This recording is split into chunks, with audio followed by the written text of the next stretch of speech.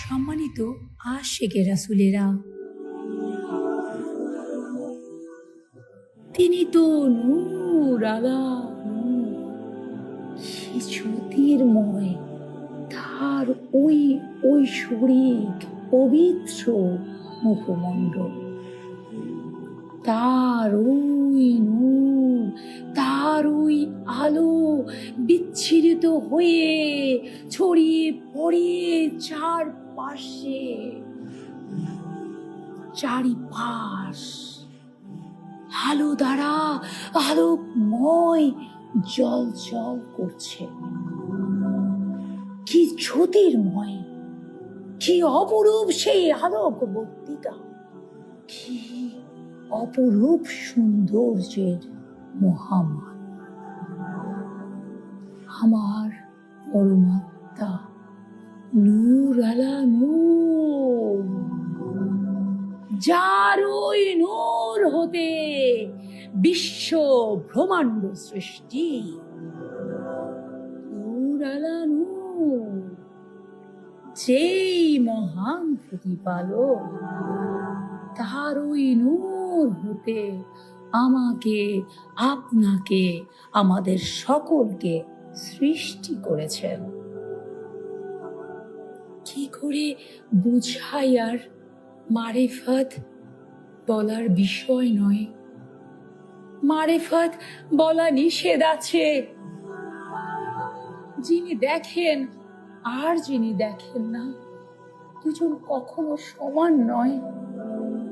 আপনি যদি সেই ঐশ্বরিক প্রেমে একবার পড়ে যান, একবার যদি দয়াল রাসূলকে দেখতে পারেন, মুর্শিদকে হৃদয়ে যদি সর্বকাজে দেখতে পারেন, দয়াল রাসূলের অস্তিত্ব যদি আপনি অনুভব করেন, দুনিয়ার দুঃখ, কষ্ট, বালা, মুসিবত কে আপনার মন বুঝলো, কে আপনাকে কষ্ট দিল, কিচ্ছু গায়ে লাগবে না।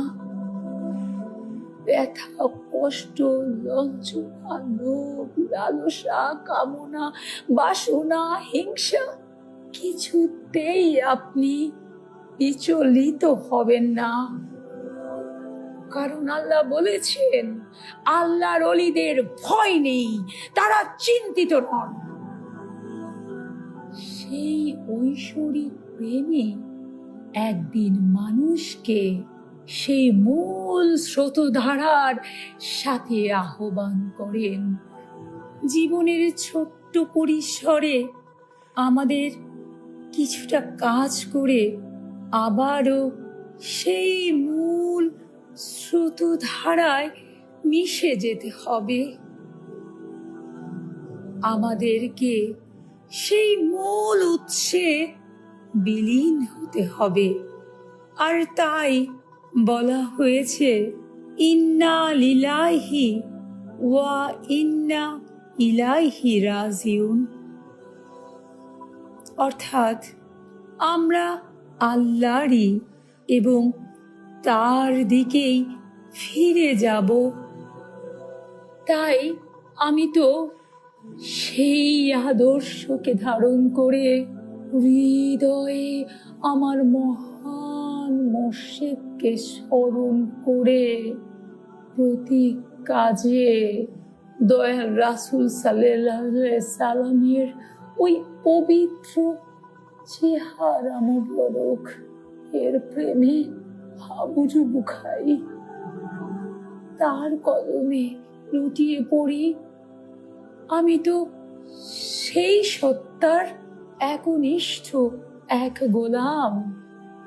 তার ওই পবিত্র নামের আলোকে ধারণ করে হৃদয়ে আমি তো তারই নাম জপব, তারই ভালোবাসার।